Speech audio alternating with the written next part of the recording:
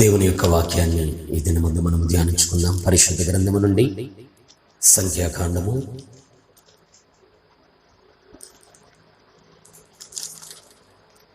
20వ అధ్యాయము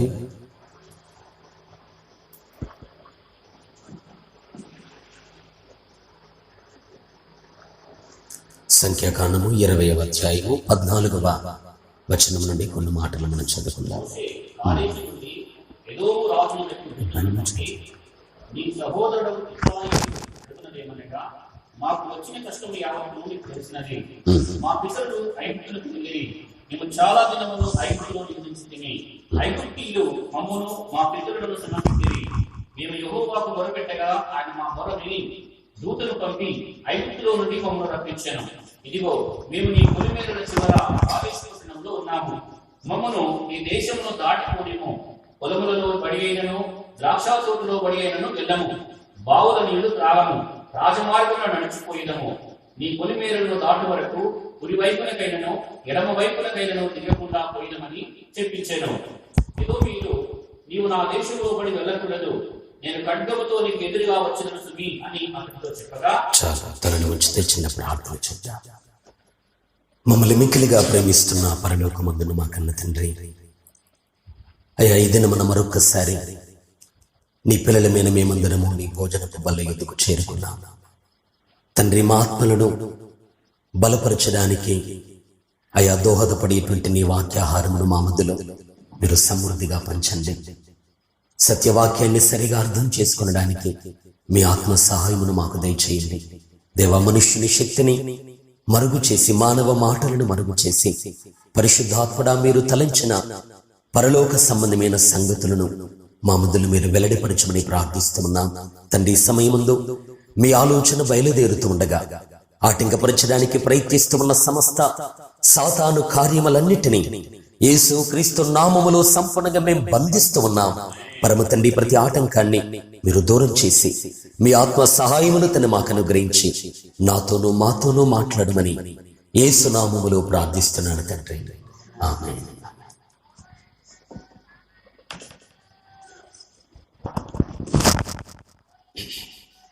మనం చదువుకున్న వాక్య భాగము, మోషే కాదేశు నుండి ఎదోము రాజునందుకు దూతలను పంపి, నీ సహోదరుడు ఇశ్రాయేలు అడుగునది ఏమనగా, మాకు వచ్చిన కష్టము యావత్తును నీకు తెలిసినది.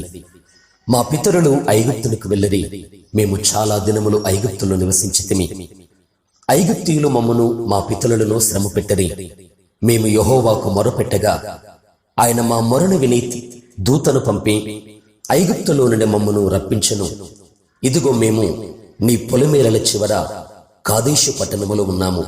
మమ్మను నీ దేశమును దాటిపోనిమ్ము. పొలములలో బడి ఏనను ద్రాక్ష తోటలలో బడి ఏనను వెళ్ళము. బావన నీళ్లు త్రాగము. రాజమార్గమున నడిచిపోయేదము. నీ పొలిమేరలను దాటు వరకు కుడివైపునను ఎడమ వైపుకైనను తిరగకుండా పోయేదమని చెప్పించెను. ఎదోమీయులు, నీవు నా దేశములో పడి వెళ్ళకూడదు, నేను ఖడ్గముతో నీకు ఎదురుగా వచ్చేదను సుమి అని అతనితో చెప్పును అనేటువంటి మాటలు ఇక్కడ మనం చదువుకున్నాం. ధ్యానం వచ్చి జాగ్రత్తగా దేవుని వాక్యాన్ని వినండి. మన పితరులైనటువంటి ఇశ్రాయేలీయులు ఐగుప్తు దేశములో నుండి వారు విడిపించబడి తమ కొరకు దేవుడు సిద్ధపరిచిన వాగ్దాన దేశమైనటువంటి కనాను వైపు వారు సాగిపోతున్న ఆ అరణ్య యాత్రలో వారికి ఎదురైన కొన్ని సంభవాలు ఇక్కడ మనం ఈ లేఖన భాగంలో చదువుకున్నాం. మనందరికీ తెలిసిన రీతిగా ఇశ్రాయేలీయులు ఐగుప్తు నుండి తమ యాత్రను వారు ప్రారంభించారు. వారి యాత్ర యొక్క ముగింపు ఎక్కడికేనంటే కనాను దేశం, లేదా దేవుడు సిద్ధపరిచిన దేశం. ఇశ్రాయేలీయుల కొరకు ఒక ప్రాముఖ్యమైన దేశాన్ని దేవుడు సిద్ధం చేశాడు. అది అక్కడికి చేరుకొనడానికి వారందరూ యాత్ర చేస్తున్నట్టుగా అనేక సార్లు మనం విన్నాం. ఈ సంగతి మనకు తెలుసు. ఇశ్రాయేలీయులు ఐగుప్తు దేశములో 400 సంవత్సరాలు, దాదాపు 400కు పైగా ఒక చోట రాయబడింది, 430 సంవత్సరములు ఐగుప్తీయుల చేత ఇశ్రాయేలీయులు బాధింపబడ్డారు.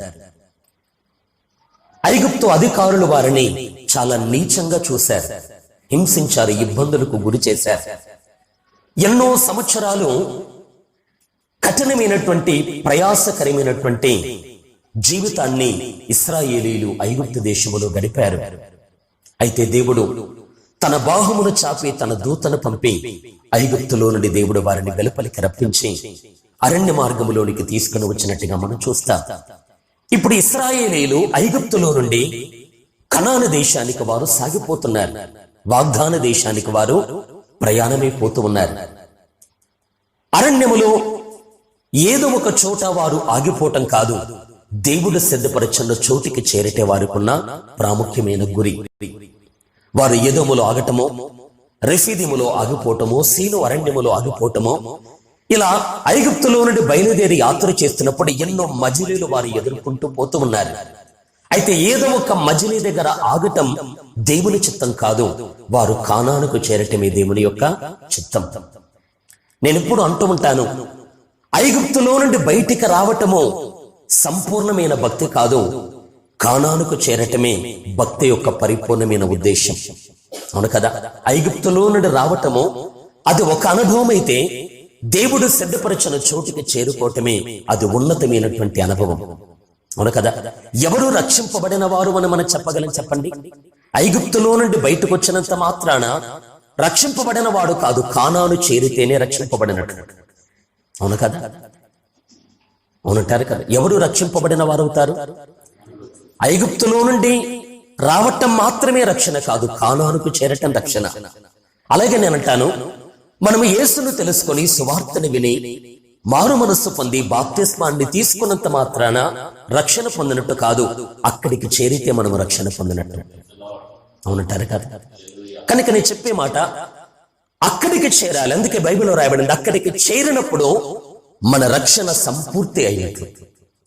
ఐగుప్తులో నుండి మనం విడిపింపబడిన, బాప్తిస్మాన్ని పొందుకున్న, సంఘములో ఉన్న, ఉపదేశాన మనం వింటున్న, అర్పణలను దేవుని సన్నిధిలో మనము అర్పిస్తున్నా, ఇవన్నీ ఒకవైపు మాత్రమే.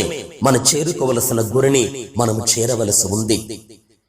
అందుకని నేను అంటున్నాను, ఇశ్రాయేలీయులు ఐగుప్తులో నుండి విడిపించబడి వాగ్దాన దేశం వైపు వారు సాగిపోతూ ఉన్నారు. వారి ప్రయాణములో నేను ముందు చెప్పినట్టుగా ఎన్నో మజిలీలు వారు ఎదుర్కొన్నారు, ఎన్నో అనుభవాలు వారు ఎదుర్కొన్నారు. అందులో తీపి అనుభవాలు ఉన్నాయి, చేదు అనుభవాలు ఉన్నాయి, ఎత్తులు ఉన్నాయి, పల్లములు ఉన్నాయి. దేవునిలారా, రకరకాల కీడు మేలు, దుఃఖము సంతోషము మిళితమైన ఈ 2 రకాల అనుభవాలు గుండా ఇశ్రాయేలీయులు ప్రయాణమై సాగిపోతూ ఉన్నారు. అయితే వారు ప్రయాణమై పోతూ ఉన్నప్పుడు ఐగుప్తులో నుండి బయటకు వచ్చారు. తర్వాత మారా దగ్గరికి చేరుకున్నారు. అటు తర్వాత రెఫీదిము దగ్గరికి చేరుకున్నారు. ఆ పిదప సీనాయి దేవునిలారా అరణ్యములోనికి, సీను అరణ్యములోనికి చేరుకున్నారు. ఇలా ఒక్కొక్క ప్రాంతాన్ని దాటుతూ వారు ఎక్కడికి వచ్చారు అనంటే, ప్రియులారా, ఇక్కడ మనం చూస్తున్న ప్రియులారా, ఏదోము దేశము యొక్క పొలిమేరలకు చేరుకున్నారట. ఇప్పుడు ఇశ్రాయేలీయులు ఏ మజిలిని చేరుకున్నారు చెప్పండి? ఎదోము దేశము యొక్క పొలిమేరలు. అందుకే అక్కడ మనం చూస్తున్నాం, మోషే కాదేశు నుండి ఏదోము రాజునొద్దకు దూతలను పంపి, నీ సహోదరుడు ఇశ్రాయేలు అడుగునది ఏమనగా, మాకు వచ్చిన కష్టము యావత్తును నీకు తెలిసినది అని ఎక్కడి నుండి మాట్లాడుతున్నాడు మోషే ఈ మాటలని చెప్పండి? కాదేశు నుండి ఈ మాటలు దేవుని బిడ్డలారా ఏదోము రాజు దగ్గరికి వర్తమానాన్ని పంపించాడు. అంటే సుమారుగా ఏదోము దేశముకు దగ్గరగా ఉన్నారు ఇశ్రాయేలీయులు. కాదేశు అని పిలువబడుతున్న స్థలములో ఉన్నారు ఇశ్రాయేలీయులు. అక్కడ మోషే చెబుతున్న మాట ఏంటి అని మనం చూడగలిగితే, ఏదోము రాజు దగ్గరికి కొంతమంది దూతలను పంపించి ఒక వర్తమానాన్ని చెబుతున్నాడట. ఏమని చెప్తున్నాడు వర్తమానం? అక్కడ మనం చూస్తున్న ప్రియులారా, నీ సహోదరుడుగు ఇశ్రాయేలు అడుగునది ఏమనగా, అంటే ఏదోముకు ఇశ్రాయేలుకు మధ్య ఉన్న సంబంధం ఏంటి? సహోదరుడు. అంటే ఎవరు పెద్ద, ఎవరు చిన్న? ఏదోము పెద్దవాడు, ఇశ్రాయేలు చిన్నవాడు. అవును కదా? ఏదోము అనే పేరు ఏశావుకు పెట్టబడ్డ పేరు, ఇశ్రాయేలు అనే పేరు యాకోబుకు పెట్టబడ్డ పేరు. ఆది కాండములో మీకు తెలిసిన సందర్భమే. ప్రియులారా, రిబ్కా అనే ఒకటి ఇరువురు వ్యక్తులను తోడు వెళ్ళారా గర్భమున మోసే కవల పిల్లలకు జన్మనిచ్చింది. వారిలో మొదటివాడు ఎర్రనివాడు అని పిలువబడుతున్న, ఒంట రోమముల వంటి రోమాలు కలిగిన వాడిగా పిలువబడుతున్న ఏదోము అనబడిన ఏశావు ఒకడు. మరొకడు ఎవరు? తన అన్న యొక్క మడిమను దేవుని బిడ్డలారా చేతులతో పట్టుకుని బయటకు వచ్చిన మోసగాడు అనేటువంటి అర్థం వచ్చేటువంటి పేరు కలిగిన యాకోబు రెండో వాడు. చూడండి, ఏదోము లేదా ఏదోమన్నా ఏశావన్నా ఒక వ్యక్తికి పెట్టబడ్డ పేర్లు. ఇశ్రాయేలు అన్నా యాకోబన్నా ఒక వ్యక్తికి పెట్టబడ్డ పేర్లు. అవునంటారు కదా. ఏదోము ఏశావు వేరు వేరు అనుకోకండి. ఏశావే ఏదోము, ఏదోమే ఏశావు. ఏదోము అనే మాటకు ఎర్రని అని అర్థం. ఎందుకంటే ఏశావు ఎర్రని వాడిగా ఉన్నాడు గనక ఆ పేరు పెట్టారు. అట్లయితే ఆలోచించండి పిల్లారా, ఏదోము అంటే ఏశావుకు పుట్టిన వారు ఏదోమయులు, యాకోబుకు పుట్టిన వారు ఇశ్రాయేలీయులు. అంతనే కదా. వీరిద్దరి మధ్యలో ఉన్న సంబంధం ఏంటి? సహోదరులు అనే సంబంధం. అన్నా తమ్ముళ్ళ అనుబంధం ఉందా లేదా? వీరికి ఇశ్రాయేలుకు ఏదోములకు మధ్యలో ఉందా లేదా? అన్నా తమ్ముడు అనేటువంటి బంధం. అందుకే మోషే ఆ పద్ధతిని గుర్తు చేసుకొని లేదా ఆ బంధాన్ని గుర్తు చేసుకొని కాదేశులో ఉండి ఏదోము రాజు దగ్గరికి వర్తమానాన్ని కొంతమంది చేత పంపిస్తే ఏమంటున్నాడనంటే, నీ సహోదరుడు ఇశ్రాయేలు ఒక విన్నపాన్ని అడుగుతున్నాడు అంటూ ఉన్నాడు. హల్లెలూయా. ఎవరిని అడుగుతున్నాడు? ఇశ్రాయేలు ఏదోమును అడుగుతూ ఉన్నాడు. అంటే తమ్ముడు అన్నగారిని అడుగుతున్నాడు. అంతనే కదా. ఎవరిని అడుగుతున్నారు చెప్పండి? తమ్ముడు. ఇశ్రాయేలు అంటే చిన్నవాడు. ఇశ్రాయేలు ఎవరికి పెట్టబడ్డ పేరు? యాకోబుకు పెట్టబడ్డ పేరు. ఏదోము అంటే పెద్దవాడు. ఏదోము ఎవరికి పెట్టబడ్డ పేరు? ఏశావుకు పెట్టబడ్డ పేరు. అట్లయితే పెద్దవాడు ఏదోము, చిన్నవాడు ఇశ్రాయేలు. అందుకంటున్నాడు, నీ తమ్ముడినైన నేను అన్నగారు ఒక మనవిని నేను వెలువచ్చుతున్నాను, దయచేసి వినండి అని తన విన్నపాన్నంతటి కిందున్న వచనాలు తెలియజేస్తున్నాడు. ఏమని తెలియజేస్తున్నాడు అని మనం చూడగలిగితే అక్కడంటూ ఉన్నాడు, పిల్లారా, నా అన్న మాకు వచ్చిన కష్టము యావత్తు నీకు తెలుసు. ఏదోముకు ఇశ్రాయేలు గురించి తెలుసా తెలియదా? ఒకప్పుడు ఐగుప్తు దేశములో ఇశ్రాయేలీయులు ఎలా బ్రతికారో ఏదోమీయులకు తెలుసు. తన తమ్ముడు ఐగుప్తు దేశములో ఎలా వెట్టి చాకరి చేస్తూ జీవించాడో అన్నగారి అయినటువంటి ఏదోముకు బాగా తెలుసు. అందుకే అక్కడ అంటూ ఉన్నాడు, మా పితరులు ఐగుప్తునకు వెళ్లారు, మేము చాలా దినములు ఐగుప్తులో నివసించాం. ఐగుప్తీయులు మమ్మలను మా పితరులు చాలా శ్రమ పెట్టారు. అప్పుడు మేము యెహోవాకు మొరపెట్టగా మా మొరను దేవుడు విని తన దూతను పంపి ఐగుప్తులో నుండి దేవుడు మమ్మల్ని విడిపించాడు. ఇప్పుడు మేము అరణ్యములో ఉన్నాము, మేము కానానుకు ప్రయాణమే సాగుతున్నాం అనేది దోడు బిలారా. ఈ చరిత్ర అంతా మోషే తన అన్నైనటువంటి ఏదోముకు తెలియజేస్తున్నాడు. ఇక్కడ ఆలోచించండి, ఐగుప్తులు ఇశ్రాయేలు ఒకప్పుడు చాలా శ్రమ పెట్టబడి బ్రతికారు. ఐగుప్తులు తమను దాసులుగా మార్చుకున్నారు గనుక దాసులుగా బ్రతికారు. భయంకరమైనటువంటి వెట్టి చాకరి చేస్తూ ఇశ్రాయేలీయులు ఐగుప్తు దేశములో 430 సంవత్సరాలు వారు జీవించారట. ఈ చరిత్ర అంతా అన్నగారికి తమ్ముడు తెలియజేస్తున్నాడు. ఓ ఏదోం, ఓ అన్నగారు, ఓ నా సహోదరుడు, నా పెద్దన్న, ఇదిగో నీ తమ్ముడికి వచ్చిన కష్టము నీకు తెలుసు. చిన్నవారమైనటువంటి మేము ఐగుప్తు దేశములు పడిన బాధలు మీకు తెలుసు. ఐగుప్తులు మేము విడిచిన నిట్టూర్పులను మీకు తెలుసు. ఆ వేదన భరించలేక, ఆ ప్రయాసను తట్టుకోలేక, ఆ శ్రమను అనుభవించలేక ఆకాశము నన్ను దేవునికి మేము మొరపెట్టినప్పుడు ఆ దేవాతి దేవుడు మా మొరను ఆలకించి తానే స్వయంగా ఈ లోకానికి దిగువచ్చి తన దూతను పంపి ఐగుప్తు దేశములో ఎన్నో అద్భుత ఆశ్చర్య కార్యాలు దేవుడు జరిగించి ఐగుప్తు అని పిలువబడుతున్న ఆ కాడిని దేవుడు విరిచివేసి మమ్మల్ని స్వతంత్రునిగా చేశాడు. ఇప్పుడు అరణ్యములోనికి దేవుడు మమ్మల్ని తీసుకుని వచ్చాడు. ఇప్పుడు మేము ఎవరమనంటే మేము ప్రయాణము చేస్తున్న యాత్రికులం. ఇప్పుడు ఇశ్రాయేలీయులు ఎవరండి? యాత్రికులు. ఇశ్రాయేలీయులు ప్రయాణికులు. ఇశ్రాయేలీయులు సొంత దేశాన్ని వెతుకుతూ బిడ్డారా సాగిపోతున్న వారు. అందుకంటున్నాడు, మా దేవుడు మాకు కానాను దేశాన్ని సిద్ధపరిచాడు గనక ఐగుప్తులో నుండి బయటకు వచ్చిన మాకు అక్కడికి చేరాలి అనే ఒక గురిని మేము కలిగి ఉన్నాము గనక దయచేసి మా బాధని వినండి అని చెప్తున్నాడు ఇశ్రాయేలు తన అన్నకు. ఇంతకీ అన్నకి ఎందుకు చెప్పవలసి వచ్చింది ఈ పరిస్థితి? ఇవన్నీ తెలిసిన సంగతులే కదా ఏదోముకు. తెలుసా తెలియదా? ఐగుప్తులో పడిన ఇశ్రాయేలీయులు పడిన బాధలు ఏదోమీయులకు తెలుసు. ఇశ్రాయేలీయులు అనుభవించిన శ్రమలు ఏదోము వారికి తెలుసు. అంటే తమ్ముడు పడిన బాధ అన్నకు తెలుసు. తమ్ముడుకున్న బానిసత్వం అన్నకు తెలుసు. తమ్ముడు అనుభవించిన కష్టము అన్నకు తెలుసు. ఇవన్నీ తెలుసు ఉండగా మరలా ఎందుకు చెప్తున్నాడు తన బాధ అంతటిని మోషే దూతలను పంపి అనేది మనం ఆలోచించాలి. అక్కడ చెబుతున్న మాట ఏంటంటే, ఇవన్నీ మేము అనుభవించాము, ఎన్ని కష్టాలు మేము భరించాము, దేవుడు మా మొరను విన్నాడు, తన దూతను పంపాడు, ఐగుప్తులో నుండి మమ్మల్ని వెలుపలికి రప్పించాడు. ఇప్పుడు మేము నీ పొలిమేరల చివర కాదేశు పట్టణములో ఉన్నాం అని చెప్తే ఏముంటున్నాడు అనంటే, మేము కనానికి వెళ్ళాలి కనుక ఇప్పుడు నీ దేశాన్ని దాటి మేము వెళ్ళాలి. హల్లెలూయా. తమ్ముడు ఏముంటున్నాడు చెప్పండి అన్నతో, మేము కానాను వెళ్ళాలి అంటే నీ దేశం అడ్డుగా ఉంది, నీ దేశములో పడి మేము వెళ్తాం. ఎలా వెళ్తామంటున్నాడు? రాజమార్గములోనే వెళ్తాం. కుడికైనను ఎడమకైనను మేము తెరకుండా వెళ్తాం. మీ దేశములో ఉన్న బావుల నీటిని మేము త్రాగము, మీ దేశములో ఉన్న పంట పొలాన్ని మేము తినము, మీ దేశములో ఉన్న ద్రాక్ష చెట్లను మేము తినము, మేము రాజమార్గములోనే సాగిపోతాం. మీ దేశములో ఉన్న ఏది మాకొద్దు, అన్నగారు దయచేసి మాకు అనుమతి ఇవ్వండి అని దేవుడు వెళ్ళారా అనుమతి కొరకు విన్నపాన్ని పంపించాడు మోషే. అప్పుడు ఏదోము రాజు ఒప్పుకున్నాడా? సరే నా తమ్ముడా వెళ్ళండి అన్నాడా? అన్నాడు. చెప్పండి ఏమంటున్నాడు? ఈ దేశములో పడి వెళ్ళకూడదు సుమి. హల్లెలూయా. ఒకవేళ ఈ దేశములో పడి వెళితే ఖడ్గముతో నేను నీకు ఎదురు వస్తాను అని పిల్లారా.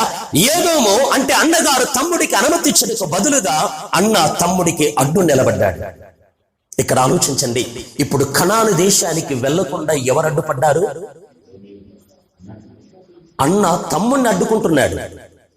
అవును కదా?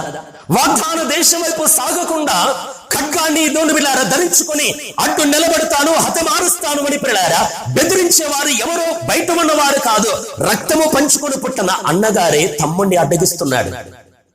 ఒక మాట నేను చెప్తాను పిల్లారా, దేవుని రాజ్యమునకు ప్రయాణమే సాగిపోతున్న నీవు నేను కూడా ఆ పరలోక రాజ్యాన్ని పట్టుకొనడానికి మనం పోతున్నప్పుడు కొన్నిసార్లు సాతాను నీ రక్త సంబంధుల ద్వారా కూడా నిన్ను ఆటంకపరుస్తాడు. అవును కదా? నీ అన్న ద్వారా కూడా వాడు ఆటంకపరుస్తాడు, నీ ఇంటి వారి ద్వారా అపవాదులను ఆటంకపరుస్తాడు. ఆటంకాలను గుర్తించగలిగిన వివేకాన్ని మనం పొందుదుముగాక. ఆమేన్. హల్లెలూయా. దయతో ఆలకించండి ప్రియులారా. వాగ్దాన దేశం వైపు సాగిపోతున్న తమ్ముణ్ణి అడ్డుకుంటున్నవాడు దేవుడు బిడ్డలారా వేరే కులస్తుడు కాదు, వేరే దేశానికి చెందినవాడు కాదు, ఎక్కడో సుదూర ప్రాంతమున ఉన్నవాడు కాదు, రక్తమును పంచుకొని పుట్టిన అన్ననే అడ్డు నిలబడ్డాడు. అడ్డు నిలబడ్డాడా లేదా? ఈ దేశములో పడి వెళ్ళకూడదు. ఒకవేళ ఇక్కడ అడుగుబడితే మేము యుద్ధము చేస్తాం, ఇక్కడ అడుగుబడితే ఖడ్గముతో హతమారుస్తాం అని పిల్లారా అన్న తమ్ముడిని దేవుడు బిడ్డలారా బెదిరిస్తూ ఆటంకపరుస్తున్నట్టుగా వాక్యంలో మనం చూడగలము. ఇక్కడ ఆలోచించని పిల్లారా ఒక్క వాస్తవాన్ని మీరు అర్థం చేసుకోనండి.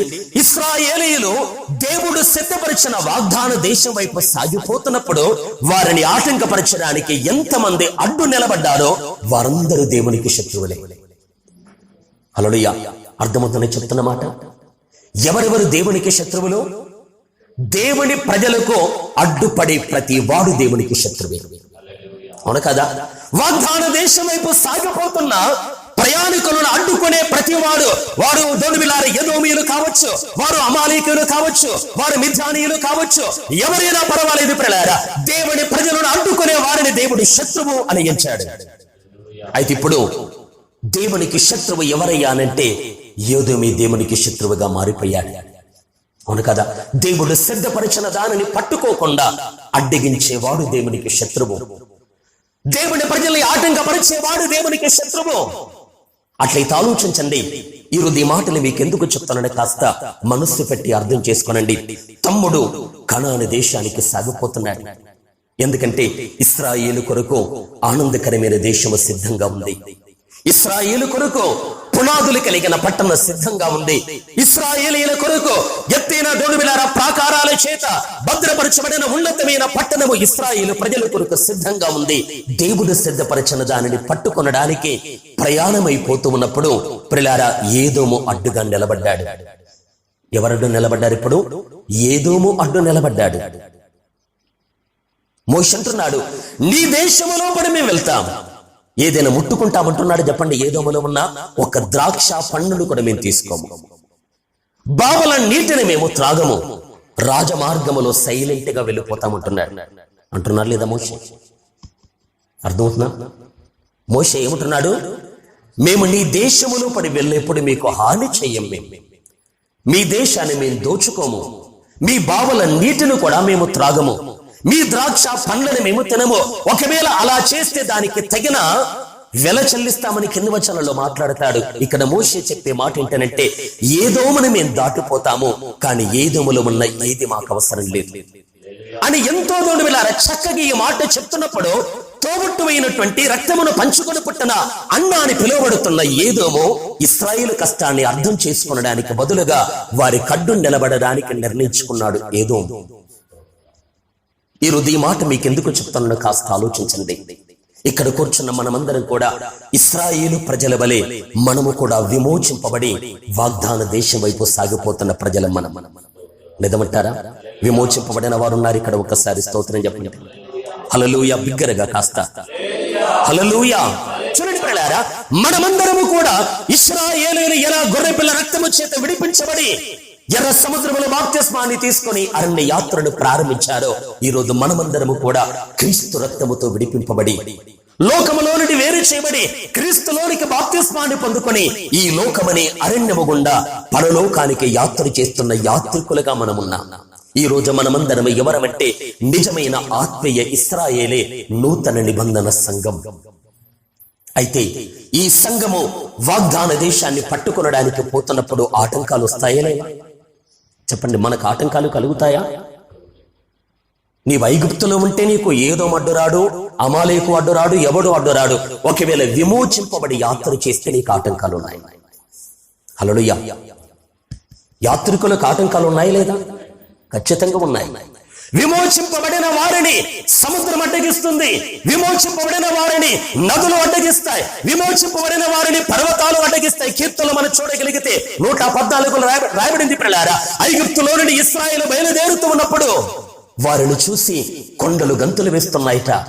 గొర్రె పిల్లల వలె కొండలు, దొండుబిళ్ళార గుట్టలు గొర్రెల వలె పొట్టెల వలె గంతులు వేస్తున్నాయి. సముద్రం అడ్డొచ్చింది, యోర్దాను నది అడ్డుగా వచ్చింది. కానీ అక్కడ రాయబడ్డ మాట ఏంటనంటే, ఓ సముద్రమా నీవు పారిపోవడానికి నీకు ఏం తటస్థించింది? ఓ యోర్దాను నీవు వెనుకకు మల్లటకు నీకు ఏం సంభవించింది? ఓ పర్వతములారా మీరు గొర్రెల వలె, ఓ గుట్టల్లారా మీరు పొట్టెల వలె గంతులు వేయడానికి మీకు ఏం సంభవించింది అంటున్నప్పుడు యాకోబు దేవుడు నా ముందు ఉన్నాడు అనేది వారు చెబుతున్న సాక్ష్యం. హల్లెలూయా. నీ చెప్పే మాట ఏంటంటే, ఐగుప్తులో నుండి బయలుదేరిన వారిని పర్వతాలు అడ్డుకుంటాయి, కొండలు అడ్డుకుంటాయి, నదులు అడ్డుకుంటాయి, సముద్రాలు అడ్డుకుంటాయి. కానీ ఒక్క మాట ప్రియులారా, విమోచింపబడిన వారి ఎదుట ఏది నిలవదు. హల్లెలూయా. విమోచింపబడితే నీ ఎదుట ఏది నిలవదు. నమ్ముతున్నారా? హల్లెలూయా. ఎలా మనం విడిపించబడ్డామో, గొర్రె పిల్ల రక్తముతో విడిపింపబడిన వారినే సముద్రం అడ్డుకోలేకపోతే అమూల్యమైన దేవుడు కుమారుని రక్తములో కడగబడ్డ నిన్ను ప్రియులారా లోకం అడ్డుకోగలదా? చెప్పండి. హల్లెలూయా. ఒక పశువు రక్తములో కడగబడిన ప్రజలే వారిని అడ్డుకొనడానికి ప్రకృతికి చేత కాకపోతే యేసయ్య రక్తముతో కడగబడ్డ నన్ను నిన్ను అడ్డుకొనడానికి 1,000,000 మంది సాతానులు కూడా శక్తి చాలదు. నమ్మిన వారు స్తోత్రం చెప్తారా? హల్లెలూయా. విమోచింపబడిన వారికి ఆటంకాలు వస్తాయి, కానీ ప్రతి ఆటంకాన్ని మనము అధిగమించగలం. హల్లెలూయా. విమోచింపబడిన వారికి ప్రమాదాలు వస్తాయి, కానీ ప్రతి ప్రమాదమును దాటగలం. విమోచింపబడిన వారి కట్టుగా ఎంతో మంది శత్రువులు లేస్తారు, కానీ నేను చెప్పే మాట ఏంటంటే వారి ఎదుట ఏది నిలవనేరదు. హల్లెలూయా.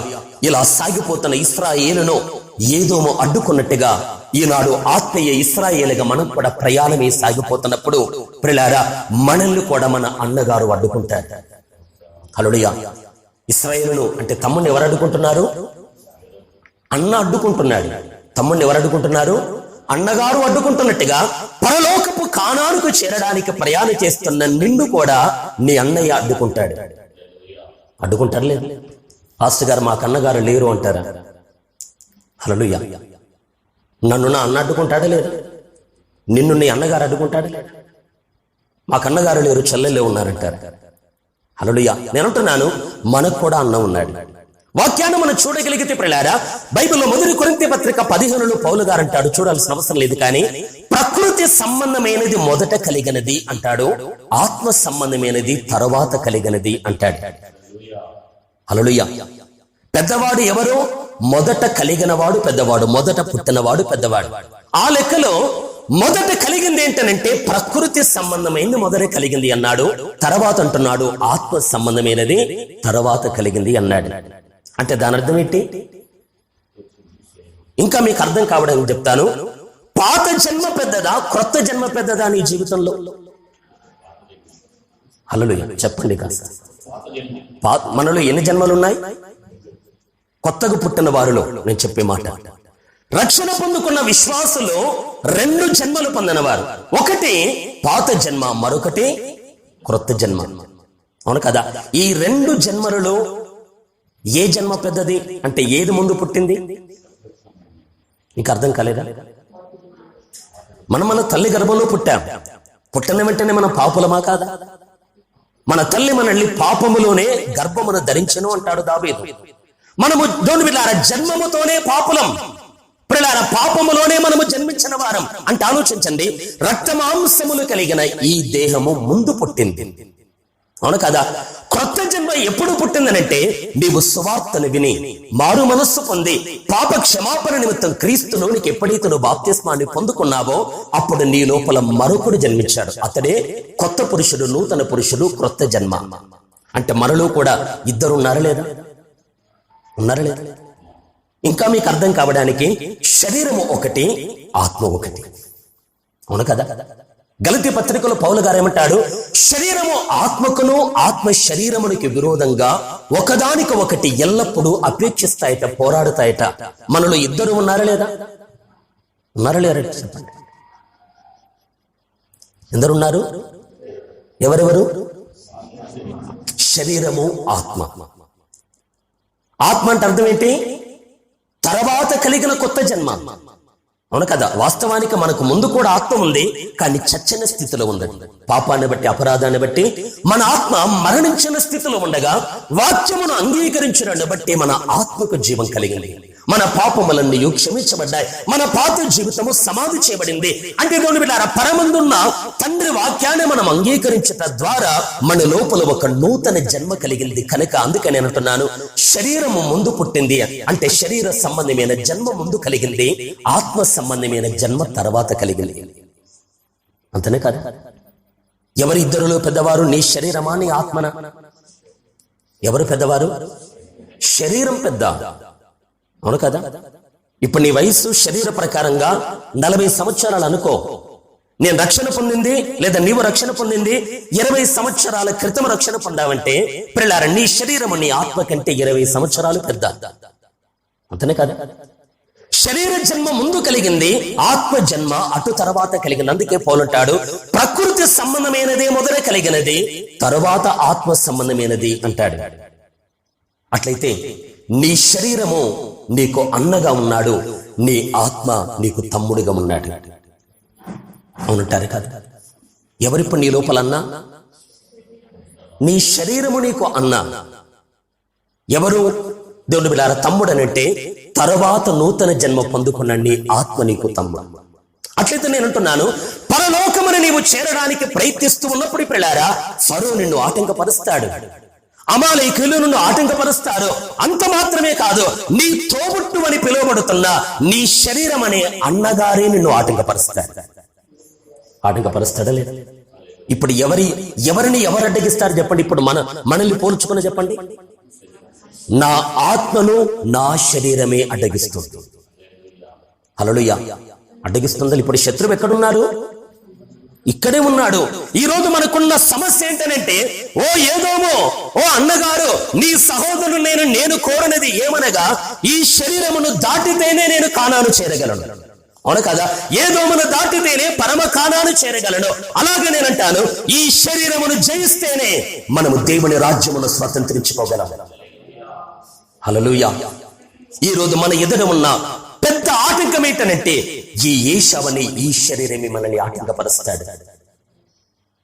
నిజమంటారా కాదు? ఏషావు ఎవరు? వేటగాడు, మహాబలాఢ్యుడు. యాకోబు ఎవరు? సాధువు, గుడారములో ఉన్నవాడు. ఇద్దరులో ఎవరు బలవంతులు చెప్పండి? పెద్దోడు బలవంతుడంటే ఏషావు బలవంతుడు, సున్నితమైన తత్వం కలిగిన వాడంటే బలహీనుడు యాకోబు. అవునంటారు కదా? ఇప్పుడు ఇద్దరికి యుద్ధం. ఎవరెవరికి? మన లోపలే. నా ఆత్మకు నా శరీరానికి. అంటే నా లోపల ఉన్న ఇశ్రాయేలుకు పైన కనబడుతున్న ఏదోముకు పోరాటం. దేవుని సంకల్పం ఏంటనంటే ఏదోమును దాటితేనే కానాను. అవును కదా? కానాను ఎప్పుడు పొందుకోగలవు? ఏదోమును దాటితే పొందగలవు. అంటే దాని అర్థం ఏంటి? శరీరమును జయిస్తేనే పరలోకాన్ని స్వతంత్రించుకోగలవు. అవును కదా? శరీర కార్యాలను ఉపేక్షిస్తేనే పరలోక రాజ్యమును పొందుకోగలం. అయితే ఇక్కడ సమస్య ఏంటనంటే ఈ యుద్ధము ఎవరికి యుద్ధం అనంటే ప్రియులారా, సమఉజ్జీలుగా ఉన్న వారికి కాదు. శరీరమేమో చాలా బలం కలిగి ఉంది, ఆత్మేమో చాలా చిన్నదిగా ఉంది. నీ శరీర వయసు 30 సంవత్సరాలైతే నీ ఆత్మ వయసు 2 సంవత్సరాల పసిగుడ్డు. ఎవరికి పోరాటం చెప్పండి? సమఉజ్జీలుగా ఉన్న వారికి కాదు, ఒక బలహీనమైన ఆత్మకు ఒక మహాబలం కలిగిన శరీరానికి పోరాటం. అంటే ఒక చిన్న దావీదుకో ఒక పెద్ద గొల్యాతుకు ఉన్నట్టుగా ఉంది పోరాటం. దావీదు ఎలా ఉన్నాడు గొల్యాతు ముందు? గొల్యాతులో సగం కూడా లేడు దావీదు. ఇంచుమించు 10 అడుగులు ఉన్నాడు గొల్యాతు. దావీదేమో బాలుడిగా యవన దశలో ప్రవేశిస్తున్న ఒక చిన్నవాడిగా ఉన్నాడు దావీదు. ప్రియులారా, ఇప్పుడు ఆ దావీదుకు గొల్యాతుకు మధ్యలో సమఉజ్జీవం ఉందా చెప్పండి? అక్కడ సమానమైన బలాఢ్యం కలిగినట్టుగా ఉన్నారా? గొల్యాతేమో బాల్యము నుండి యుద్ధాభ్యాసాలు ఎరిగిన వాడు, చిన్ననాటి నుండి తోడు వెళ్ళారా పోరాటము నేర్చుకున్నవాడు గొల్యాతు. దావీదు ఎవరు? గొర్రెలు కాసేవాడు. దావీదు ఎవరు? పశువులు మేపుకునేటువంటి వాడు, పాటలు పాడుకునేవాడు, దేవుని ఆరాధించే ఒక సామాన్యుడు దావీదు. ఇప్పుడు చిన్న బాలుడైన దావీదుకు పర్వతంలాగా ఉన్న గొల్యాతుకు మధ్యలో ఎలా పోరాటమో ఈ రోజు నీ శరీరానికి నీ ఆత్మకు మధ్యలో అలాగే పోరాటం. ఈరోజు చాలా మందికి యుద్ధం అనిపించట్లేదు వారి లోపల. కారణం ఏంటంటే శరీరానికి లొంగిపోయారు. యుద్ధము ఎప్పుడైపోతుందనంటే గెలిస్తేనైనా యుద్ధం అయిపోతుంది, ఓడిపోతేనైనా యుద్ధం అయిపోతుంది. అవును కదా? ఈరోజు చాలా మందిలో పోరాటం ఎందుకు లేదు అంటే నేను ఆరాధించాలి అనే ఆశ అనేకుల్లో ఎందుకు లేదు? నేను వాక్యానికి దగ్గర కావాలనే ఆరాటం ఎందుకు లేదు? వారి శరీరమే గెలుస్తుంది, వారి శరీర ఆలోచనలే గెలుస్తున్నాయి, వారి శరీర సంబంధమైన తలంపులే గెలుస్తున్నాయి. ఈ రోజు ఆరాధనకి వెళ్ళాలి అని ఆత్మ అన్నది అనుకోండి, ఈ రోజు శరీరము ఇంట్లోనే ఉండి ఆరాధిద్దాం అన్నది అనుకోండి, ఎవరి మాట గెలుస్తుంది చెప్పండి? శరీరమే. అంటే ఈరోజు చాలా మంది జీవితాలలో శరీరమునకు ఆత్మలో బానిసలుగా మారిపోయాయి. ఆత్మీయుడు అని ఎవరని అంటారు అనంటే ప్రియులారా, ఆత్మ చేత నడిపించబడేవాడే ఆత్మ సంబంధి. రోమాపత్రిక 8 గలితీ పత్రిక తర్వాత మీరు చూసుకోండి. ఆత్మ సంబంధులు ఎవరట? ఆత్మ చేత నడిపించబడు వారు ఆత్మ సంబంధులు. నేను ఇక్కడ చెప్పే మాట ఏంటంటే నీ శరీరం, నేను ఒక మాట అంటున్నాను, నీ శరీరానికి ఒక స్వభావం ఉంది, నీ ఆత్మకు ఒక స్వభావం ఉంది. ఉందా లేదా? పౌలు ఏమంటున్నాడు? శరీరముకు ఆత్మకు మధ్యలో ఎల్లప్పుడూ పోరాటం ఉంటుందా లేదా? రక్షణ పొందిన విశ్వాసంలో పోరాటం ఉంటుంది. అంటే నీ శరీరం మనస్సు వేరే చెప్తుంది, నీ ఆత్మ మనస్సు వేరే చెప్తుంది. నీ శరీర స్వభావం వేరే కోరుకుంటుంది, నీ ఆత్మ స్వభావం కూడా వేరే కోరుకుంటుంది. ఈ రెండిటికి మధ్యలో పోరాటం కలుగుతున్నప్పుడు మిమ్మల్ని సూటిగా అడుగుతున్నాడు ప్రియులారా, నీవు ప్రతిరోజు ఏ విషయంలో గెలుస్తున్నావు? ఆత్మలో గెలుస్తున్నావా? శరీరంలో గెలుస్తున్నావా? చెప్పండి, ఓపెన్గా చెప్పండి. దేంట్లో గెలుస్తున్నాం మనం? శరీరములోనే. అవును కదా? బైబిల్లో రాయబడింది, ఆత్మ సంబంధమైన సంగతులను వెతుకుతాడు. శరీర సంబంధమైన వాటి మీదే మనస్సు పెడతాడు. ఈ రోజు నేను చెప్పే మాట, శరీర జీవితం మీదే ఎప్పుడు నీ ధ్యాస, శరీర విషయాల కొరికే ఎప్పుడు నీ ప్రయాసం, శరీర సంబంధమైన డబ్బు కావచ్చు, కులం కావచ్చు, మతం కావచ్చు, వీటి కొరికే నీ ప్రాకులాట. అయితే నేనంటున్నాను, నీవు కొత్తగా జన్మించిన వ్యక్తివేనా? నీవు శరీరముతో ఆత్మను జయిస్తున్నావే తప్ప నీ ఆత్మ శరీరాన్ని జయించట్లేదు. కానాను చేరాలంటే తమ్ముడు అన్నను జయించాలి. హల్లెలూయా. చెవులున్నవాడు ఆలకించండి. దేవుడు సిద్ధపరిచిన దేశాన్ని పొందుకోవాలంటే తమ్ముడు అన్నగారిని జయించాలి. ఇశ్రాయేలు ఏదోమును జయించాలి. సాధువుగా ఉన్నవాడు, బలహీనుడిగా ఉన్నవాడు, మహాకండలు తేరి ఉన్నతోటి వేటగాడైన ఏదోమును జయించాలి. దేవుని సంకల్పం ఏంటి చెప్పండి? ఇద్దరి పట్ల, అంటే యాకోబు పట్ల, ఏశావు పట్ల తల్లి గర్భముల వారు పిండములుగా ఉన్నప్పుడే ఒకరితో ఒకరు పెనుగులాడారట. అవును కదా? అర్థమవుతుందని చెప్పే మాట. ఎవరెవరు పెనుగులాడారు? యాకోబు, ఏశావు. ఎప్పుడు? పుట్టిన తర్వాతన, పుట్టక ముందుక? పుట్టక ముందుకే తల్లి గర్భములో పెనుగులాడుతున్నారు. అప్పుడే దేవుడు రిబ్కాతో ఏమన్నాడంటే, ఇదిగో పెద్దవాడు చిన్నవానికి దాసుడవుతాడు. అంటే దేవుని ప్లాన్ ఏంటి? ఇద్దరి పట్ల ఎవరికి దాసులుగా ఉండాలని దేవుని ఉద్దేశం. ఏశావు యాకోబుకు దాసుడిగా ఉండుట దేవుని చిత్తం. అంతనే కదా రోమాపత్రికలోను ఆది కాండములోను మనకు కనబడుతుంది. పెద్దవాడు చిన్నవాడికి దాసుడై ఉండాలి. నేను పెద్దవాడిని కాదు, చిన్నవాడైన యాకోబుని ప్రేమించితిని, ఏశావును ద్వేషించితిని అని వారు పుట్టక మునిపే, మేలైనను కీడైనను చెయ్యక మునిపే వారిని గురించి దేవుడు తన సంకల్పాన్ని రిబ్కాతో తెలియజేస్తున్నాడు. అందుకే రిబ్కా దేవుని సంకల్పాన్ని అనుసరించి యాకోబును ప్రేమించింది. ఆశీర్వాద సందర్భంలో కూడా యాకోబుకి ఆశీర్వాదం రావాలనేటువంటి ప్రాకులాట మనం చూడగలం. ఇక్కడ ఆలోచించే మాట ఏంటంటే, దేవుని సంకల్పము ఇద్దరి పట్ల దేవుని సంకల్పం ఏంటంటే, పెద్దవాడు ఉండాలి, చిన్నవాడు ఉండాలి. కానీ పెద్దవాడు చిన్నవాడికి లోబడాలి. దేవుని ప్లానా కాదైతే. అలాగే మనలో కూడా రెండు ఉన్నాయి. ఏంటని చెప్పాను?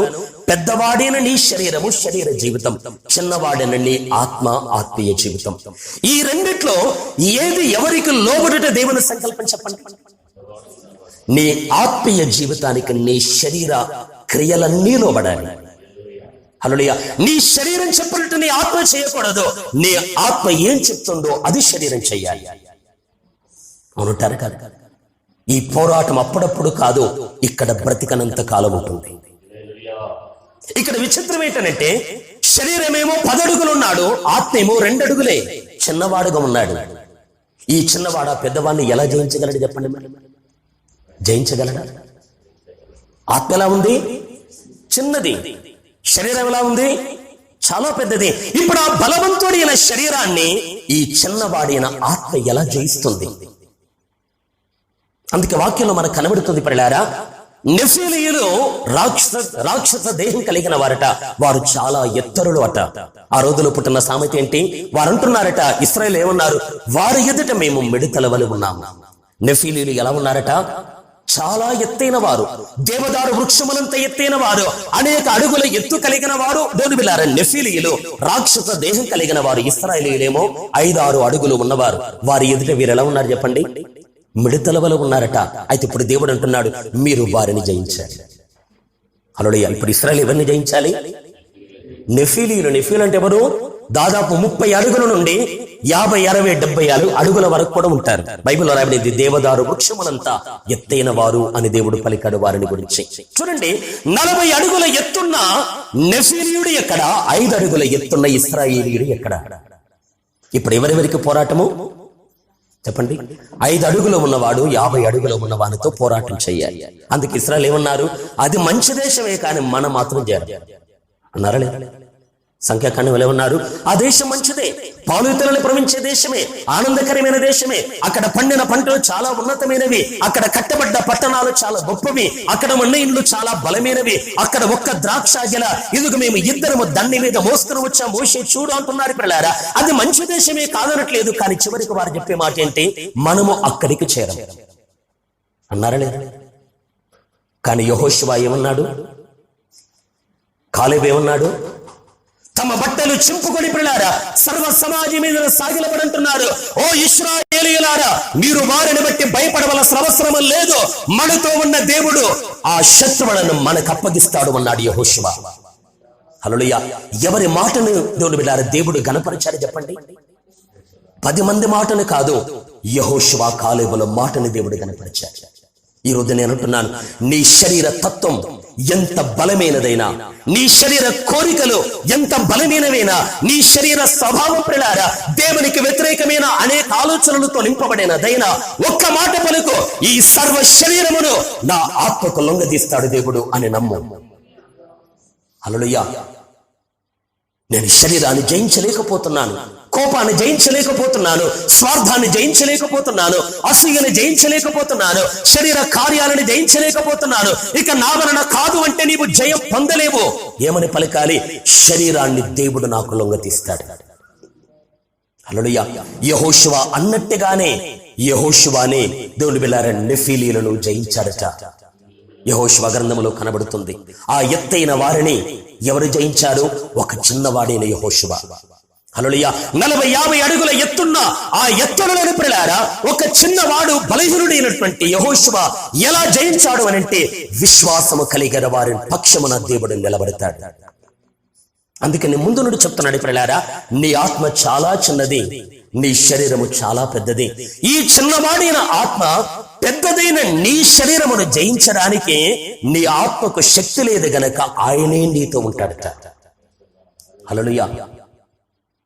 అర్థం కావట్లేదా? ఎవరెవరితో ఉంటారు? దావీదు గొల్యాతును జయించాడా లేదా? బరిలోకి దిగినప్పుడు ఫిలిస్తీన్లు కన్ఫర్మ్గా ఏమనుకున్నారంటే దావీదు ఒక్క దెబ్బతో ఎగిరిపోతాననుకున్నారు. యుద్ధం ప్రారంభం కాకమునుకు దావీదు నడుచుకుంటూ వస్తున్నాడు. ఆ లోయలతోని వెళ్ళారా, ఫిలిస్తీన్ ఉన్నాడు, ఆ మైదానములో ఉన్నాడు. ఇప్పుడు ఫిలిస్తీన్లైనా ఇశ్రాయేలీయులైనా చిన్నవాడైన దావీదు పెద్దవాడైన గొల్యాతును చూస్తున్నప్పుడు గెలుపు ఎవరిది అనుకుంటున్నారు చెప్పండి? గొల్యాతుదే గెలుపు అనుకుంటున్నారు. కానీ దేవుడు తారుమారు చేశాడా లేదా? యుద్ధము నాదైతే నేను ఓడిపోతాను, కానీ యుద్ధము దేవునిది. హల్లెలూయా. దావీదు అన్నారు లేదా, యుద్ధము నాది కాదు యెహోవాది. హల్లెలూయా. ఒక్కసారి బైబిల్ చరిత్రలో మీరు ఆలోచించని పిల్లారా, అపజయము పొందిన యుద్ధము దేవునిది ఏదైనా ఉందా చెప్పండి? ఓటమి పాలైన యుద్ధము ఏదైనా ఉందా దేవునిది? ఏది లేదు. యుద్ధంలో వెళ్ళారా, జయము యెహోవా ఆధీనము అంటుంది లేఖనం. దేవుడు జయమనే కలిగిన వాడు. నేనంటున్నాను, మనుష్యుల యుద్ధాలలో ఓటములు గెలుపులు ఉంటాయి, కానీ దేవుడి యుద్ధములు ఎల్లప్పుడూ విజయము దేవునిదే.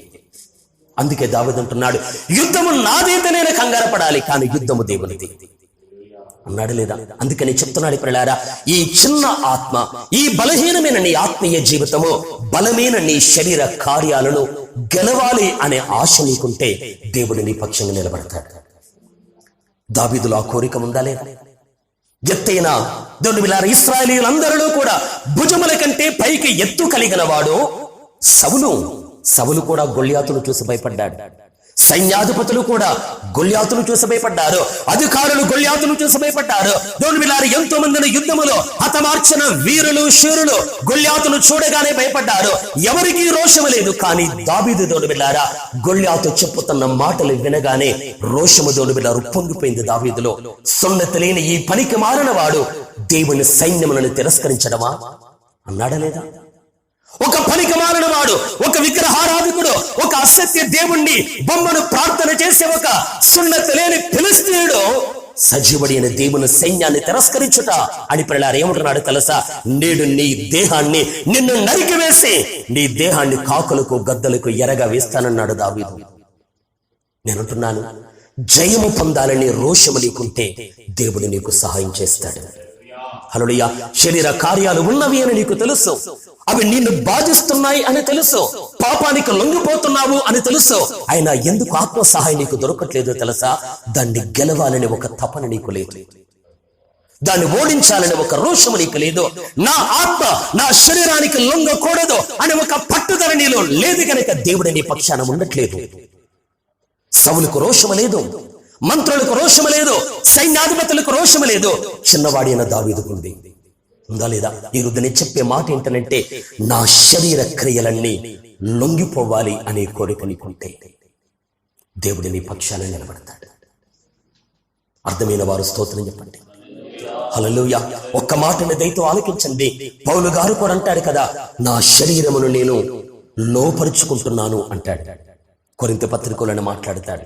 అనేకులకు ప్రకటించిన నేను, ఇతరులకు బోధించిన నేను, చివరికి నేనే భ్రష్టుడనై పోదునేమో అని నా శరీరమును నలగగొట్టుకుంటూ దానిని లోపరుచుకుంటున్నాను. అంటే అక్కడ లోబడేవాడు ఒకడున్నాడు, లొంగ తీసుకునేవాడు ఒకడున్నాడు. అవును కదా? పౌలులో ఎన్ని కనబడుతున్నాయి? పౌలు అంటున్నాడు, నా శరీరమును నేను లోపరుచుకుంటున్నాను. ఎవరికి లోపరుస్తున్నాడు అని అంటే తన ఆత్మకు లొంగ తీస్తున్నాడు పౌలు. అవును కదా? లొంగ తీయకపోతే ఏమవుతుందట? ఎంతో మందికి ప్రకటించిన నేను భ్రష్టునవుతాను. అంతనే కదా? శరీరాన్ని లొంగ తీయకపోతే అంటే శరీరమును జయించకపోతే, శరీర క్రియలను చంపకపోతే ఏమవుతుంది?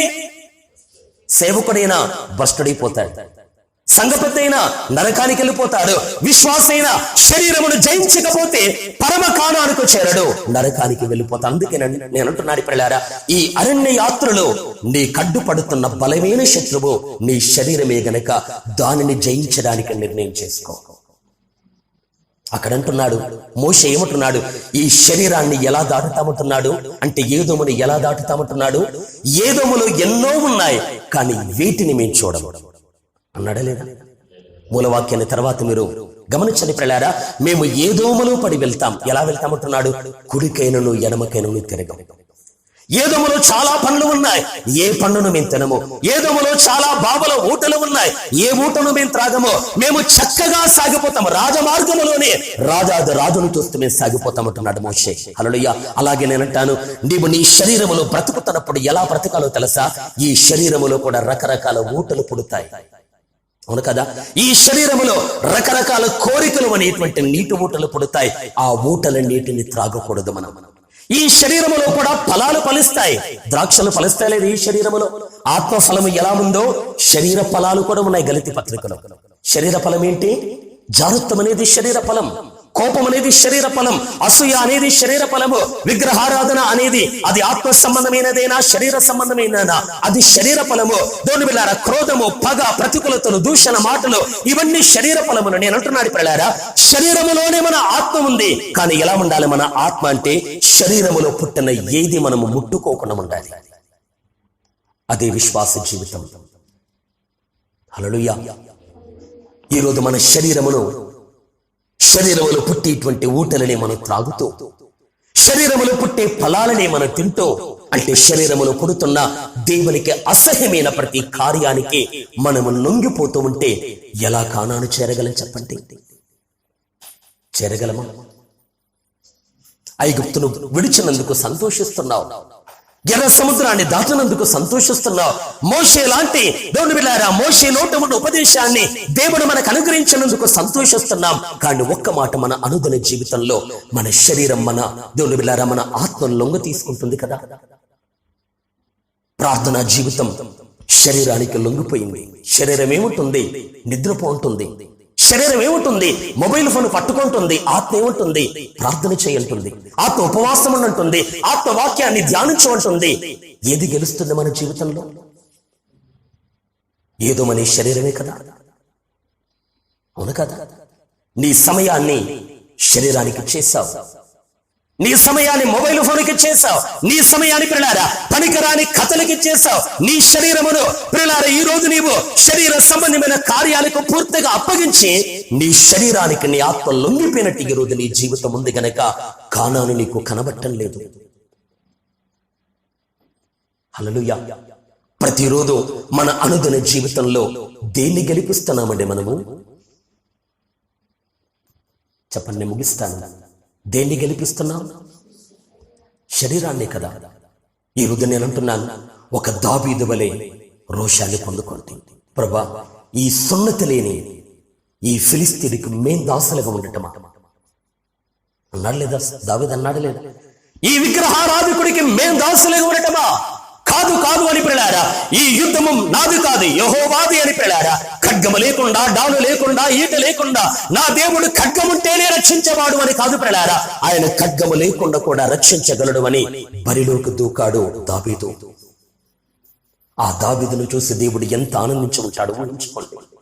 ఆ దావీదును చూసి దేవుడు ఎంత సంతోషించేవాడు ఉంటాడో చూసుకోండి. నా వంటి రోషము కలిగిన వాడు దావీదు, నా వంటి హృదయాన్ని కలిగిన వాడు దావీదు. నా హృదయాన్ని కలిగిన వాడే గనక దావీదునేమన్నాడు? నా హృదయానుసారి అన్నాడు. ఈరోజు ఈ సందేశాన్ని వింటున్న సంగమా, దయతో నేను మళ్ళీ గుర్తు చేస్తున్నాను, నీ శరీరముతో నీ ఆత్మకు పోరాటం.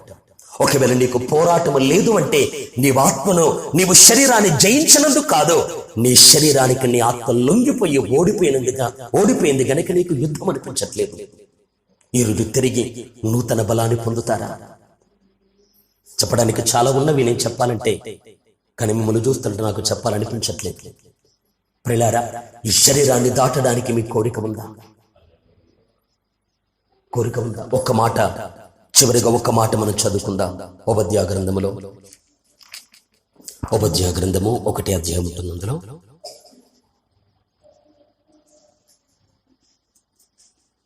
18వ వచనం నుండి కొన్ని మాటలు చూడండి. యోసేపు సంతతి వారు మంటయు అవదురు, ఏశావు సంతతి వారు వారి కొయ్యకాలుగా ఉందరు. ఏశావు సంతతి వారిని ఎవడనో తప్పించుకోలేకుండా యోసేపు సంతతి వారు వారిలో నుండి వారిని కాల్చుదురు. వారిలో మండి వారిని కాల్చుదురు. యెహోవా మాట ఇచ్చి ఆ యెహోవా ఏమని మాటిస్తున్నాడు చెప్పండి. అక్కడ మనం చూస్తున్న పిల్లారా, యాకోబు సంతతి వారు అగ్నియు, యోసేపు సంతతి వారు మంటయు అగుదురు. అంటే యాకోబు సంతతన్నా యోసేపు సంతతన్నా ఇశ్రాయేలీయులే, అవును కదా. ఇక్కడ దేవుడు ఏమంటున్నాడంటే యాకోబు అన్న యోసేపు అన్న ఇశ్రాయేలే గనక ఇప్పుడు ఇశ్రాయేలు ఏమవుతారట? అగ్నివలె ఉంటారట. ఏశావు సంతతి వారు కొయ్యకాలుగా ఉంటారట. హల్లెలూయా. ఇప్పుడు ఏశావును దేంతో పోలుస్తున్నాడు? ఏదోమును దేంతో పోలుస్తున్నాడు? కొయ్యకాలు చాలా పొడవు ఉండొచ్చు, 10 అడుగులు ఉండొచ్చు. యాకోబును అంటే ఇశ్రాయేలును యోసేపును దేంతో పోలుస్తున్నాడు? అగ్నితో పోలుస్తున్నాడు. ఇప్పుడు అగ్నికి కొయ్యకాలుకు పోరాటం. హల్లెలూయా. ఎవరు గెలుస్తారు చెప్పండి? అక్కడ ఏమంటున్నాడు కింద మనం చూడగలిగితే పిల్లారా, ఏశావు సంతతి వారు వారికి కొయ్యకాలుగా ఉందరు. ఏశావు సంతతి వారిలో ఎవడునూ తప్పించుకొనకుండా యోసేపు సంతతి వారు వారిలో నుండి వారిని కాల్చుదురు. ఆ వారిలో మండి వారిని కాల్చుదురు. చూడండి పిల్లారా, ఎవరిని కాల్చివేస్తారు? దేవుడు మాటిస్తున్నాడు పిల్లారా, యోసేపు సంతతి వారిలో నుండి అగ్ని బయలుదేరుతుంది. అది దేవుడు పిల్లారా బగబగ మండుతుంది. కొయ్య కాలువని ఏశావును కాల్చేస్తుంది. హల్లెలూయా. ఈ రోజు నేను చెప్పే మాట ముగింపులో పిల్లారా, నీలో ఉన్న శరీర కోరికలు ఏపుగా పెరుగుతున్నప్పుడు యోసేపు అని నీవో అనగా యాకోబు అని నీవో చిన్నగా ఉన్నప్పటికీ దేవుడు ఒక మాట అంటున్నాడు, నీలో మంట పుడితే కొయ్య కాలులు కాలిపోతాయి. హల్లెలూయా. ఈ రోజు ఏశావుని శరీర కార్యాలను జయించాలంటే ఈ చిన్నవాడికి దేవుడు ఏం చేస్తున్నాడంటే తన పరిశుద్ధాత్మ అగ్నిని అనుగ్రహిస్తున్నాడు. అందుకే రోమా పత్రికలో రాయబడింది పిల్లారా, ఆత్మ చేత శరీర క్రియలను చంపిన ఎడల జీవించదము. హల్లెలూయా. శరీర క్రియలు ఎలా చంపాలట? రోమపత్రిక 8లో వ్రాయబడ్డ మాట. ఆత్మ చేత ఆత్మకు శరీరానికి పోరాటం. కానీ పిల్లారా, ఆత్మ చేత ఏం చేయాలంటే శరీర క్రియలను చంపాలట. ఎలా చంపుతుంది ఆత్మ అంటే ఈ ఆత్మలో దేవుని ఆత్మ ఉంటాడు. అందుకే యోహాను పత్రికలో ఏమంటాడు, మీలో ఉన్నవాడు లోకములో ఉన్నవాని కంటే గొప్పవాడు. కనుక నేను చెప్తున్నాడు పిల్లారా, ఏశావు అనే నీ శరీరం మీద నీకు జయం కావాలంటే యోసేపు అనే నీవో యాకోబు అనే నీవో ఇశ్రాయేలు అని పిలువబడుతున్న నీ ఆత్మీయ జీవితము ఎప్పుడూ మండుతూ ఉండాలి. హల్లెలూయా. మంట లేకపోతే కొయ్యకాలు నీకు లొంగిపోతుంది. హల్లెలూయా. నీలో దేవుని ఆత్మ అగ్ని రగులు కొనకపోతే నీలో శరీర కార్యాలను నీవు జయించడానికి వీలు కాదు. గనుక నేను చెబుతున్నాడు పిల్లారా, శరీరాన్ని జయించాలని కోరిక నీకు ఉన్నట్లయితే యెహోషువకు ఉన్నట్లుగా, కాలేబుకు ఉన్నట్లుగా, చిన్నవాడైన దావీదుకు ఉన్నట్టుగా ఈ సున్నతి లేనివాడు నాకు లొంగాలి అన్నట్టుగా ఈ నెఫీలీయులు ఈ రాక్షస దేహం కలిగిన వారు మేము వారిని జయించాలి అని యెహోషువ కోరుకున్నట్టుగా ఈ ఏశావును నేను జయించాలి అని ఒకవేళ నీ ఆత్మీయ జీవితం కోరితే పిల్లారా, దేవుడు ఒక మాట అంటున్నాడు, నేను నీలో అగ్నిని మండిస్తాను. హల్లెలూయా. యుద్ధం ఉంది, కానీ యుద్ధాన్ని గెలిచే సదుపాయం కూడా దేవుడు చేశాడా లేదా? ఈ ముళ్ళ పొదలువని ఏదోమును కాల్చాలి అంటే, ఈ కొయ్య కాలువనేటువంటి ఏదోమును కాల్చాలంటే విషయంలో రాయబడింది పిల్లారా, ఏదోములు ముళ్ళ పొదలు మొలుచును అన్నాడు. ముళ్ళ పొదలు దేనికి సూచన? ఐహిక విచారాలకు సూచన కదా, ధన వ్యామోహానికి సూచన కదా, శరీర కార్యాలకు సూచన కదా. ఈ శరీర కార్యములని కొయ్యకాలను ముళ్ళ కంపను కాల్చాలి అని అనుకుంటే పిల్లారా, యోసేపు అని యాకోబు ఒంటిగా ఉంటే కాదు, మనలో అగ్ని మండాలి. హల్లెలూయా. ఎవరిలో అగ్ని మండుతుందో వారు ఏదోమును దాటుతారు. హల్లెలూయా. ఎవరిలో అగ్ని రగులుకుంటుందో వారు ఏశావును జయిస్తారు. ఎవరి ఆత్మ దేవుని ఆత్మ చేత నింపబడి పిల్లారా పరిశుద్ధాత్మ అగ్ని జ్వాల చేత మండుతూ ఉంటారో వారు శరీర కార్యాలను జరిగిస్తారు. అందుకే నేను దేవుని బిడ్డలారా ముందు చెప్పినట్టుగా ఏదోములోనే మనమున్నాం, కానీ మనం ఎలా బ్రతకాలి? ఏదోము నీటిని త్రాగకుండా బ్రతకాలి, ఏదోము ఫలాన్ని భుజించకుండా బ్రతకాలి, కుడి ఎడమలకు తెరకుండా బ్రతకాలి. అంటే శరీరం వైపు చూడకుండా బ్రతకాలి, శరీరం కోరుతున్నట్టుగా చేయకుండా బ్రతకాలి, శరీర కార్యాలకు లొంగకుండా పిల్లారా దేవునికి మాత్రమే ప్రాధాన్యత ఇచ్చి బ్రతికితే నేను అంటున్నాడు పిల్లారా, ఏదోము నీకు అడ్డు నిలబడ్డా ఏదోమును దాటుతావు. హల్లెలూయా. అందుకని నేను అంటున్నాను, మన ఆత్మీయ జీవితంలో ఎల్లప్పుడూ నీతో ఉండే శత్రువు నీ శరీర స్వభావమే గనక దానిని గెలిచిన వారు, దానిని జయించిన వారు పరలోకమును స్వతంత్రించుకుందురుగాక. హల్లెలూయా. ఈ రోజు ఆ విజయాన్ని పొందుకున్నట్లుగా ఒక్కసారి మన జీవితాన్ని దేవునికి అప్పగిద్దాం. ప్రభువా, నాకు యుద్ధములో గెలుపు కావాలి, నాకు ఈ పోరాటములో గెలుపు కావాలి ప్రభా. అవునయ్యా, నా శరీరాన్ని నేను గెలవలేకపోతున్నాను, నా శరీర తత్వాన్ని నేను గెలవలేకపోతున్నాను, నా శరీర కార్యాలకు నేను లొంగిపోతున్నాను ప్రభా.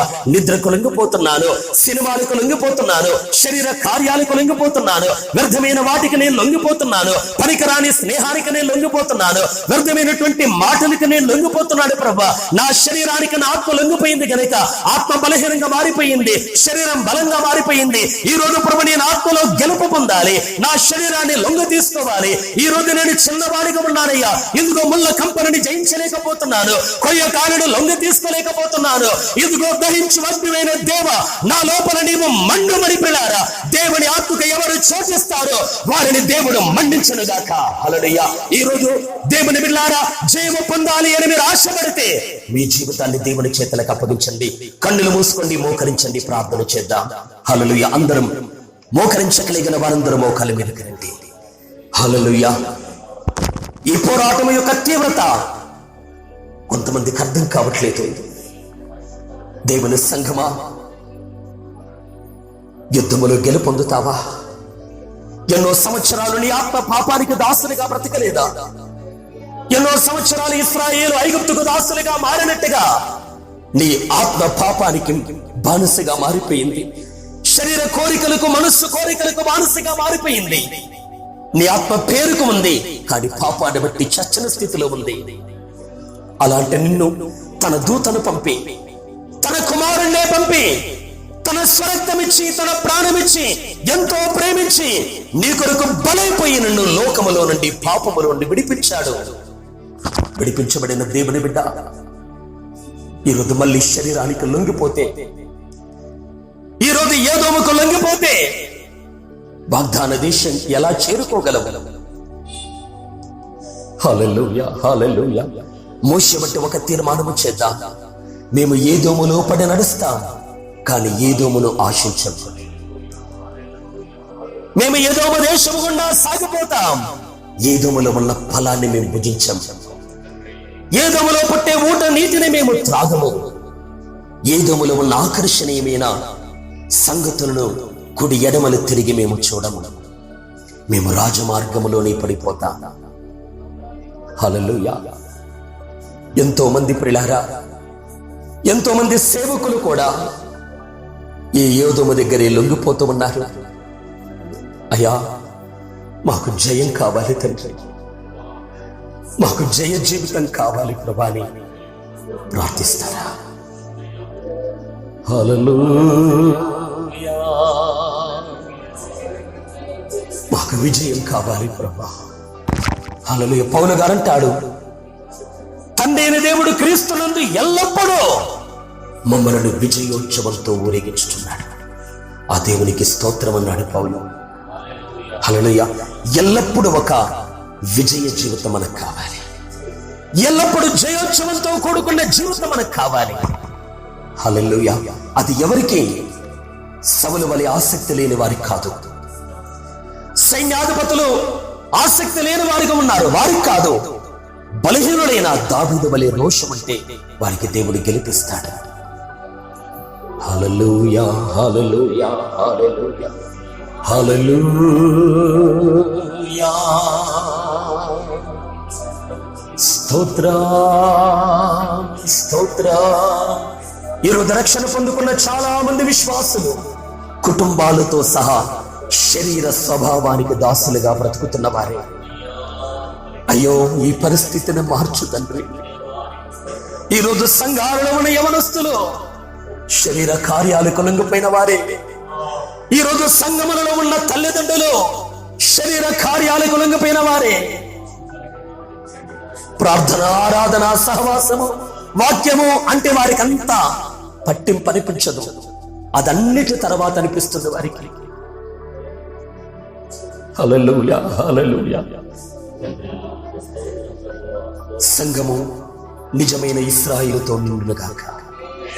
హల్లెలూయా, హల్లెలూయా, హల్లెలూయా, హల్లెలూయా, హల్లెలూయా. నీ పట్ల దేవుని సంకల్పం పెద్దవాడైన నీ శరీర స్వభావం, చిన్నవాడైన నీ ఆత్మకు దాసుడిగా లొంగి ఉండాలి. ఇదే దేవుని సంకల్పం. హల్లెలూయా. ఈ పోరాటములో ఎవరికి నంగిపోతున్నారో వివేచించు. ఎవరికి దాసులుగా మారుతున్నారో పరీక్షించుకో. స్నేహితులకు దాసులుగా మారిపోతున్న వారు, క్రీస్తుతో నీకు స్నేహము లేదు గనక నీకు లోక స్నేహం అధికమవుతుంది. హల్లెలూయా. బంధువులకు లొంగేవారు కొందరు, శరీర ప్రేమకు లొంగేవారు కొందరు.